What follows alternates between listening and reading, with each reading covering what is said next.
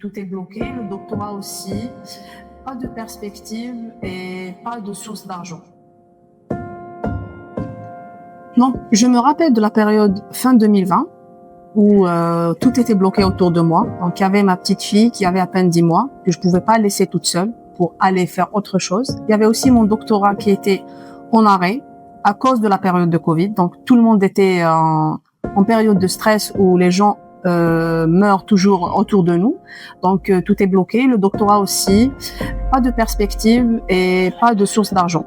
Donc, je ne me voyais pas réussir dans un autre domaine, à part de continuer le doctorat qui était presque impossible en cette période-là. Et j'ai vraiment perdu confiance en moi et perdu confiance en ce que je pouvais faire dans l'avenir. Voilà.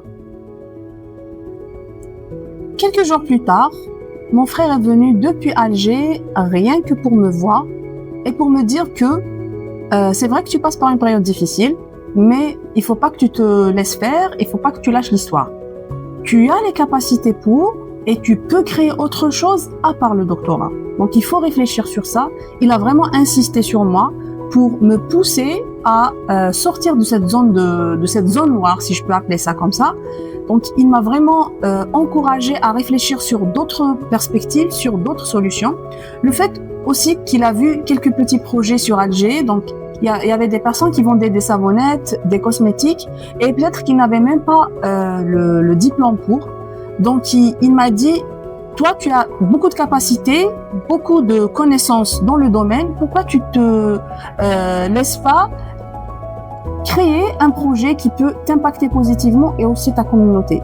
Donc, il m'a vraiment poussé à réfléchir sur d'autres projets, sur d'autres idées à part le doctorat.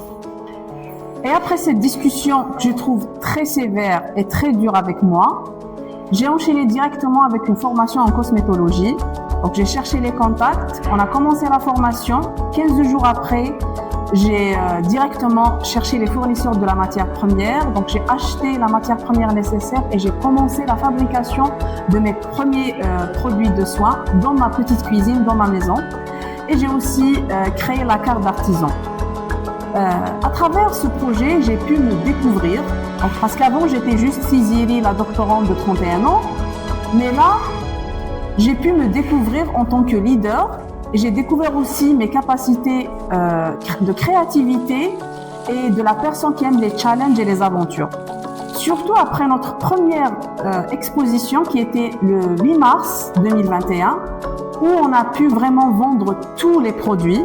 Il y avait mon frère avec moi qui me réorientait toujours sur la manière de parler avec les clients, sur la manière avec laquelle il faut convaincre les clients, surtout de valoriser ce qu'on fait et de parler sur les points les plus importants qu'on veut transmettre à travers ce projet.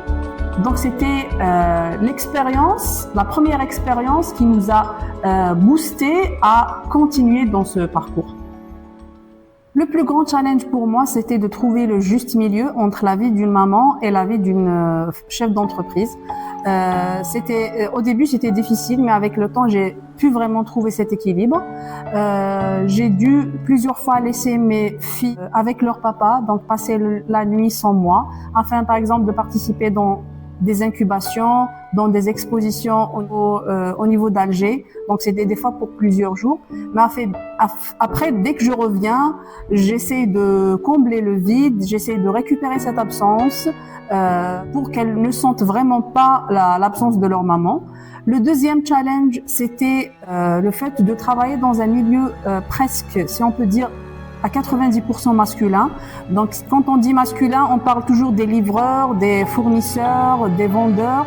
Donc, ce challenge-là m'a obligée d'être accompagnée toujours avec mon père ou mon mari pour faire les achats ou même pour vendre mes produits.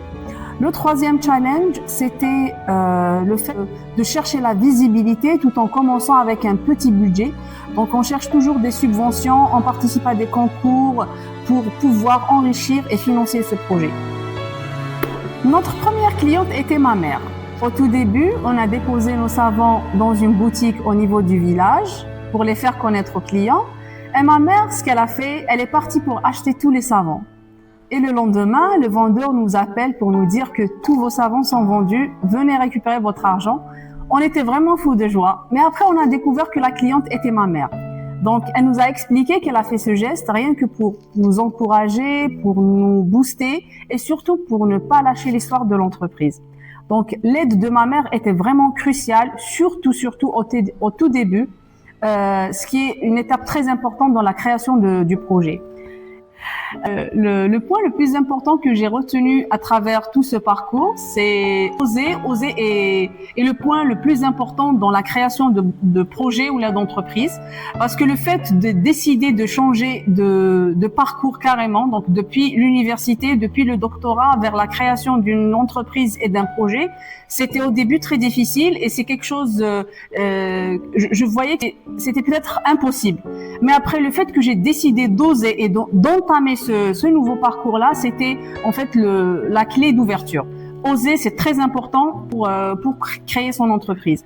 Et la chose la plus importante aussi, c'est de continuer et de ne jamais s'arrêter, parce que quand on crée quelque chose, on a toujours des problèmes qui apparaissent tout le temps et qui ne s'arrêtent jamais. Donc, on a toujours des obstacles, on a toujours des challenges, des défis à affronter.